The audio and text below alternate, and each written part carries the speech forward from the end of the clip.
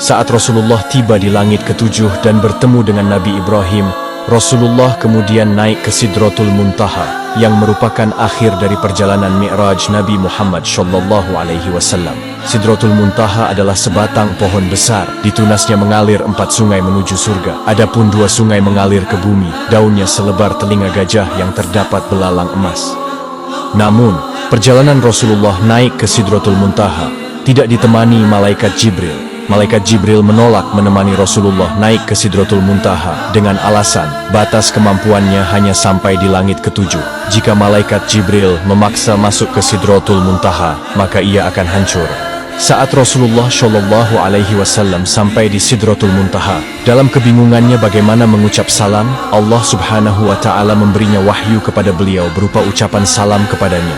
Kemudian Rasulullah SAW mengucapkan salam dengan kalimat At-tahiyyatul mubarakatush salawatuh thayyibatu lillah. Salam sejahtera yang penuh barokah dan salam sejahtera yang amat baik adalah milik Allah Ta'ala. Kemudian Allah Subhanahu wa Ta'ala menjawab, Assalamu alayka ayyuhan nabiyyu wa rahmatullahi wa barakatuh. Salam sejahtera, barokah dan rahmat Allah dilimpahkan kepadamu wahai Muhammad. Kemudian Rasulullah SAW berdoa untuk kita, umatnya. Assalamu alayna wa ala ibadillahi sholihin.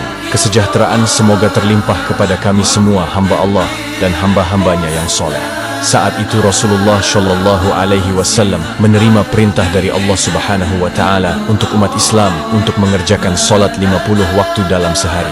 Selepas menerima perintah solat, Rasulullah kemudian turun ke langit ketujuh dan melihat Nabi Ibrahim sedang bersender di dinding Baitul Maqmur. Dilanjutkan turun ke langit ke-6 dan bertemu dengan Nabi Musa alaihissalam. Kemudian Nabi Musa bertanya, Wahai Muhammad, dapat apa engkau dari Allah tadi? Rasulullah menjawab, Aku mendapatkan perintah dari Allah untuk melaksanakan solat 50 waktu dalam sehari. Nabi Musa kemudian berkata, Wahai Muhammad, apakah engkau tahu jika aku memiliki umat yang sangatlah kekar dan besar, namun umatku tidak sanggup melaksanakan kewajiban itu? Lalu bagaimana dengan umatmu yang kecil? Kemudian Nabi Musa menyarankan Nabi Muhammad untuk kembali menghadap Allah meminta keringanan. Nabi Muhammad kemudian kembali menghadap Allah dan meminta keringanan atas solat 50 waktu itu. Dalam kembalinya Rasulullah ke Sidratul Muntaha, beliau hanya mendapat pengurangan 5 waktu. Dan pada saat itu, Rasulullah sampai 9 kali bolak-balik dari langit 6 ke Sidratul Muntaha untuk meminta keringanan dalam perintah solat tersebut. Sampai pada akhirnya Rasulullah menerima perintah solat hanya 5 waktu dalam sehari. Kemudian turun dan menemui Nabi Musa. Dan saat itu juga Nabi Musa kembali menyarankan Rasulullah untuk kembali menghadap Allah meminta keringanan lagi. Namun Rasulullah enggan melakukan itu karena malu kepada Allah yang sudah 9 kali bolak-balik meminta keringanan.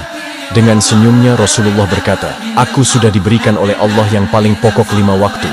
Dan Allah telah menetapkan untuk setiap satu waktu itu bernilai 10 waktu. Di tanggal 27 Rajab ini, di mana malam itu, Rasulullah SAW mendapatkan hadiah dari Allah untuk umatnya berupa solat wajib 5 waktu. Maka dari itu sahabat yang dirahmati Allah, jangan pernah mengabaikan hadiah dari Allah ini yaitu solat. Karena solat adalah tiang agama. Maka siapa yang mendirikan solat berarti ia menegakkan sendi-sendi agama. Dan siapa yang meninggalkan solat berarti ia telah meruntuhkan sendi-sendi agama.